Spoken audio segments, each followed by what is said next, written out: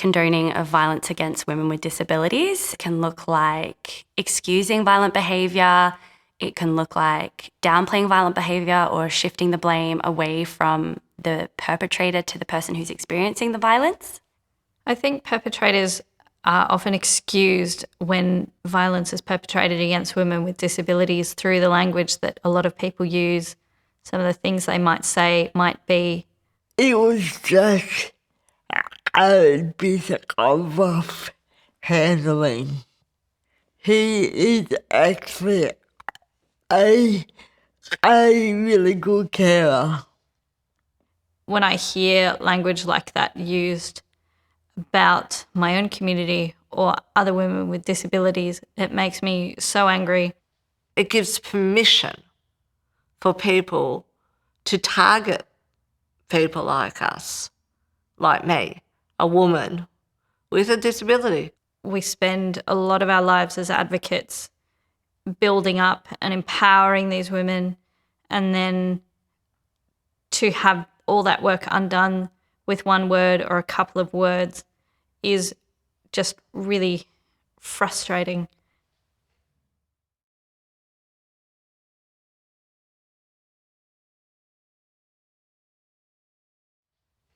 For a woman with a disability, if her finances are taken away, if her communication aids are taken away, and if transport is taken away, then it's harder for her to leave that violent relationship if she's in a violent relationship.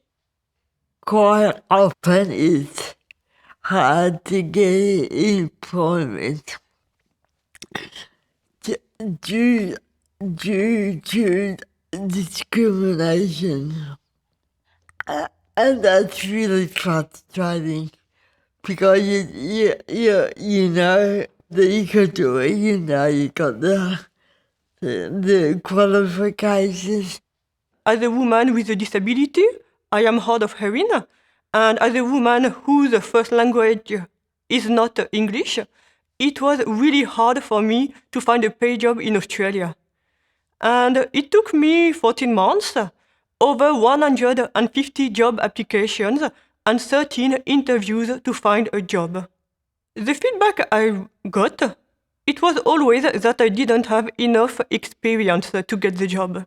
I couldn't understand that because I have a PhD and I have worked many years in NGOs.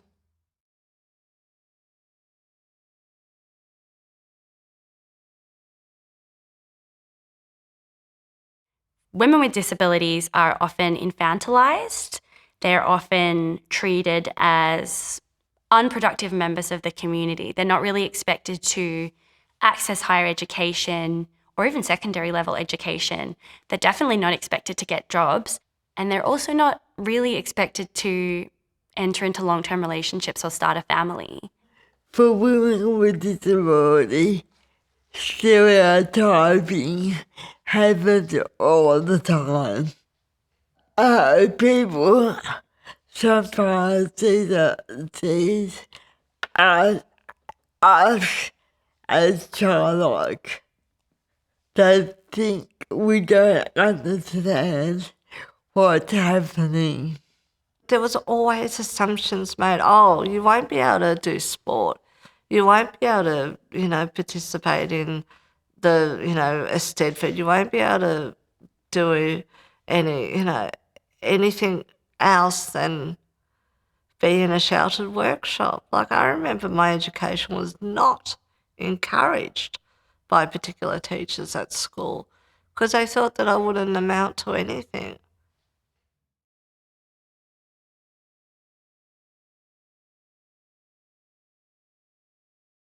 When able-bodied people are encouraged to privilege their relationships with each other over their relationships with the women with disabilities, who could be their clients or family members or just people that they know, they are going to be more inclined then to turn an eye if they see violence occurring, or they might be more inclined to excuse the violence when they themselves are the ones perpetrating it.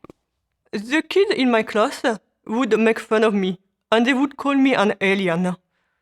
And it was painful to feel like I was the different one and not to be included into the groups. 20 years later, I realized that it was a way for those kids to gather together, to bond with each other, by making fun of someone who has a disability. Sure, we can say they were kids, they were silly. But I'm afraid that this kind of stereotypes might have been internalized until they are adults. And we know that once you have internalized this kind of stereotype, a lifetime is not enough to get rid of them. Well, we all know about the bro code or the locker room talk we often hear about that every woman faces. I've had groups of schoolboys yell the most obscene things to me while their friends over there, about a few feet away, are just laughing and think it's hilarious. I'm in public, I've just been humiliated. Do I fight back? Because if I do, I know what will happen. They'll get their phones out and they'll film me. It's like I'm there for their entertainment because you know where it's going to go. It's going to go on social media. The way I see it, I think that caused by peer pressure from men, or is it their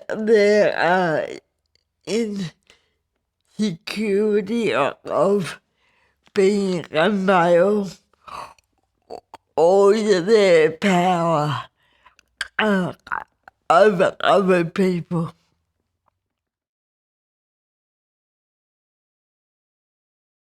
Men in the position of power must call out sexism.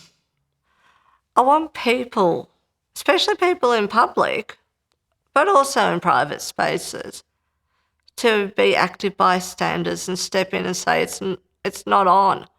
It's not right to be doing this. That why would you treat a woman with a disability so different to any other woman that you have in your life? One of the things that able-bodied people can very easily do to challenge, for example, the condoning of violence against women is by thinking about the language that we use when we speak about women with disabilities and people with disabilities. So avoid that deficit language. For women with disabilities, being part of the workforce means being empowered.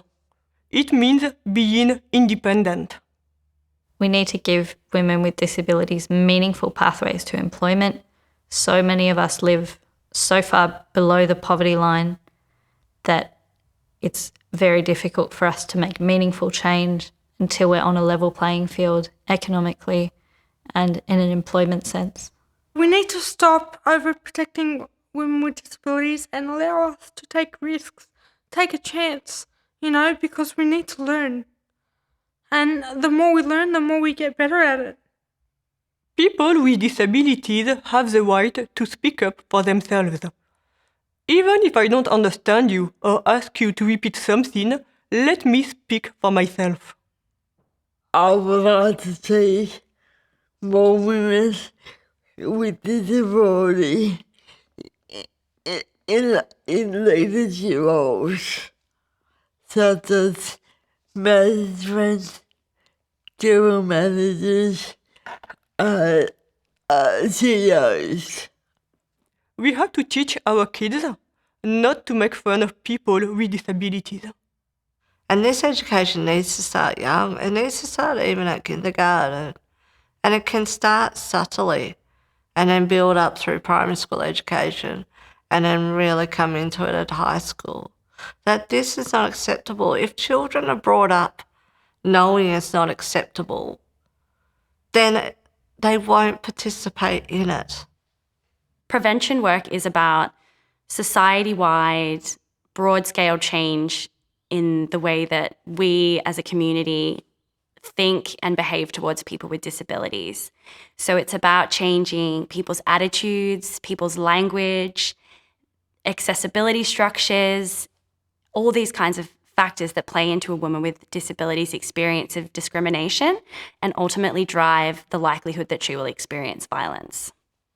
I want to see positive generational change